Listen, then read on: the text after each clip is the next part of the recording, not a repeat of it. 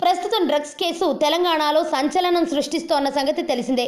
ఈ కేసు టాలీవుడ్ ఇండస్ట్రీని షేక్ చేస్తోంది. టాలీవుడ్కు చెందిన హీరోలు, హీరోయిన్లు, నటులు డ్రగ్స్ కేసులో ఇరుక్కోవడం పెద్ద సంచలనంగా మారింది. ఇప్పటి వరకు డ్రగ్స్ కేసులో 12 మంది సినీ ప్రముఖులకు మాత్రమే నోటీసులు అందించగా ఇంకా మరికొంతమంది సినీ ప్రముఖులు ఈ కేసులో ఉన్నట్లు వార్తలు వినిపిస్తున్నాయి. డ్రగ్స్ కేసులో నోటీసులు అందుకున్న సెలబ్రిటీలను సిట్ అధికారులు విచారించే క్రమంలో ఉన్నారు. ఈ నేపథ్యంలో మరో వార్త తెరపైకి వచ్చింది. రాజకీయ నాయకుల తనయులు కూడా డ్రగ్స్ కేసులో ఉన్నట్లు వార్తలు హల్చల్ చేస్తున్నాయి.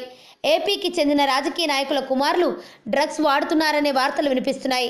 త్వరలోనే వీరి పేర్లు బయటకు వస్తాయని సిట్ అధికారులు నోటీసులు రెడీ చేసే పనిలో ఉన్నారని ప్రచారం జరుగుతోంది.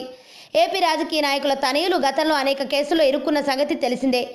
ఏపీ మంత్రి కుమారుడు ముస్లిం వివాహిత పట్ల అసభ్యంగా ప్రవర్తించిన కేసులో, మరో మంత్రి కొడుకు విమానాశ్రయ అధికారుల మీద తాగిన మత్తులో రంకెలు వేసి కేసుల్లో చిక్కుకోవడం లాంటివి చాలా ఉన్నాయి. ఈ క్రమంలో డ్రగ్స్ కేసులో ఏపీ రాజకీయ నాయకుల కొడుకులు ఇరుక్కోవడం ఖాయమని టాక్ వినిపిస్తోంది.